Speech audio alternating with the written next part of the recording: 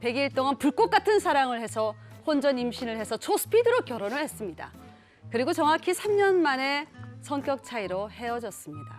혼자 아이를 키우는 제게 남편은 양육비며 생활비를 제대로 주지 않았고 전 아이와 함께 힘들게 살고 있었는데 어느 날 남편에게 충격적인 일이 생겼다는 걸 알게 됐습니다. 지훈아, 이게 무슨 일이냐? 이게 무슨 일이야? 진짜야? 이런 일이 있어? 아버지, 제가 지금 먼저 떠나도 죄송합니다. 유족연금은 나옵니다.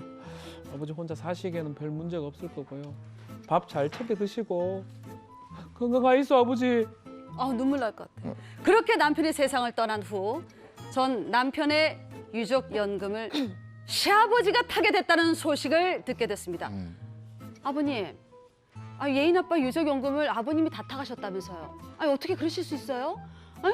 예인 아빠 살아생전에 양육비며 생활비 제대로 준 적 없어요. 그 돈 예인이가 다 써야 되는 거 아니에요, 아버님? 걔 돈이 탐났으면 이혼을 하지 말았어야지. 이혼을. 내 아들이 얼마나 속을 끓이고 살았는지 알아, 그동안? 그런데 이제 와서 유족연금 달라고? 못 준다! 절대 줄 수 없다! 너무합니다. 너무합니다. 배경음악이 없네. 생전에 아버지 노릇 제대로 못했던 전 남편. 전 남편의 연금을 저와 제 아이가 받을 수 있을까요? 자, 유족연금을 시아버지가 받아갔다. 글쎄, 이거 구체적으로 사연을 한번 들어볼까요, 또? 네, 결론적으로 유족연금은 이제 아들에게 지급하라고 일단 판결이 났고요. 이제 자세한 얘기는요, 아들을 낳았지만은 결혼 생활은 좀 순탄하지 않았던 부부가요, 결국 이혼을 하는데 이제 아들은 어머니가 키우고 이제 아버지는 양육비를 지급하기로 일단 합의를 했습니다.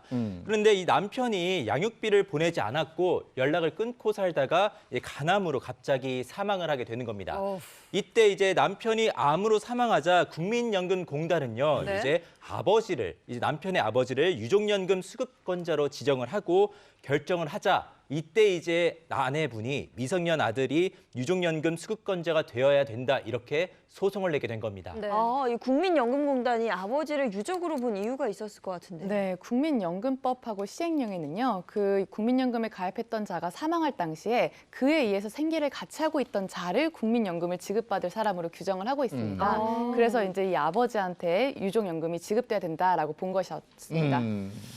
법원은 어떻게 판단했습니까? 일단은 국민연금공단 측은 이게 요건이 이래 돼 있습니다. 생계를 같이 하는 사람한테 주도록 돼 있다. 그래서 법적인 거 말고 현실적이고 사실적으로 부양관계에 있는 유족이니까 아버지가 수급권자 맞다라고 주장을 했었습니다. 하지만 법원에서는요, 1심하고 2심 전부 다 손자의 손을 들어줬는데요. 손녀였죠? 네. 왜냐하면은 지금 1차적인 부양이 부모와 자식 간의 부양이고 특히 그 미성년 자녀에 대한 부양은 가장 강하게 보호돼야 한다라고 판단했던 것입니다. 맞습니다. 결국은 미성년 자녀에 대한 부양 의무가 가장 중요하다라고 지금 본 거고요. 네. 본 거고 미성년 자녀에 대한 부양 의무를 회피하던 가입자의 사망으로 이게 상실해버리면 이것도 문제가 된다라고 법원은 판단했습니다. 그럼 유족연금 누가 구체적으로 정확히 얼마를 받아갈 수 있어요? 네, 국민연금법에서 유족이라고 하면요, 사망자에 의해서 생계를 유지하고 있던 가족으로 일단 1순위가 배우자입니다.